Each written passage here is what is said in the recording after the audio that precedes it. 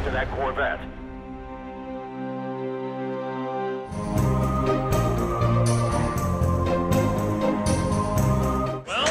A lot of new stuff in Halo Reach. This is the biggest Halo game we've ever made. It's a brand new story, a brand new set of cast of characters, the heroes and mobile team, brand new weapons, vehicles, armor abilities. And today at Comic-Con we announced a new game mode for Firefight called Versus. And we also showed off the return of Forge with Forge 2.0 and a brand new space for Forge that we're calling Forge World.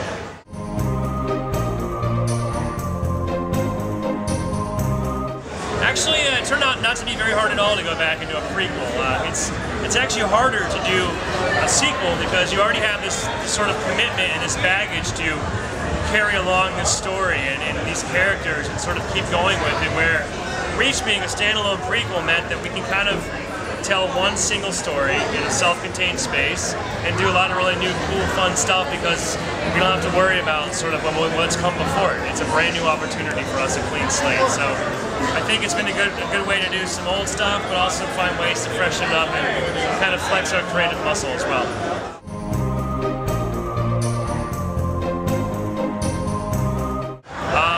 There's a lot of different game modes and things to do in Reach. Firefight's our new cooperative game mode. It's for 4 players working together, fighting against wave after wave of Covenant. It's kind of a more fun, arcade-like experience. The goal is being to get a high score and have a lot of fun. Within Firefight now, it's highly customizable, so you can configure it to be almost any type of game that you'd like. You can decide which enemies you fight, what weapons you'll have access to, basically every facet of the game the fans can customize themselves. So we today announced the Versus mode, which lets 2 human-controlled Spartan players play against 2 human-controlled elites, who also have all the Covenant AI working with them as well. So it's a pretty interesting sort of offense, defense. It's round-based, so you'll play as a Spartan, try and get some points, then you'll flip sides and try and see if you can beat what the other team just did. So it's a really different kind of fun way to play Halo with your friends. But we also have the full competitive head-to-head multiplayer. That's our 16-player offering. All the great stuff like Slayer and Capture the Flag and Race and King of the Hill, all those are back. And then we have some new modes that we showed off in our beta in May, like Headhunter and Stockpile as well.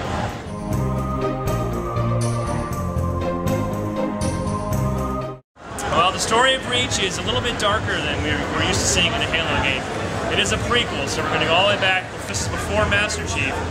The planet Reach is sort of the heart of the UNSC's military might. This is like the biggest stronghold between the Covenant and Earth. So the story is going to follow the events that happened when the Covenant basically have come. They finally have found Reach, and eventually they're going to destroy the entire planet. And we're going to follow Noble Team and the player who's called Noble 6, and their heroism and sacrifice as they try and hold back the Covenant long enough to allow some civilians to escape, and ultimately to allow Master Chief and all the events of Halo 1, 2, and 3 to then take place.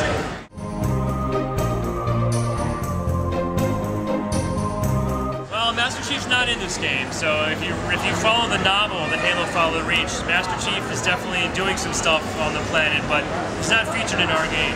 I will tell you that the events on Reach go right up until the very beginning of Halo Combat Evolved. So when the game opens, Halo Combat Evolved, and the Pillar of Autumn's flying through space being chased by Covenant, they just came from Reach. So we're going to take the player right up to that point, and at that point, Halo 1, 2, and 3 play out.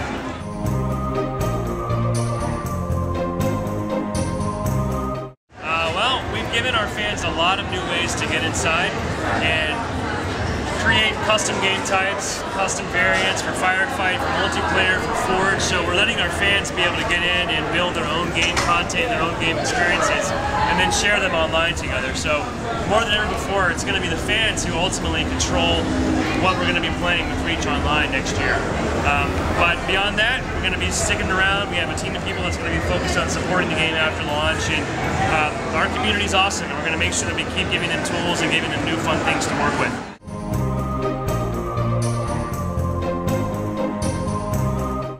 Well, I mean, we love our Mexican fans too. We never get a chance to actually come down there, unfortunately, but we think about our fans around the entire world, and you know, we appreciate everybody's support. And I say, Viva la Mexico.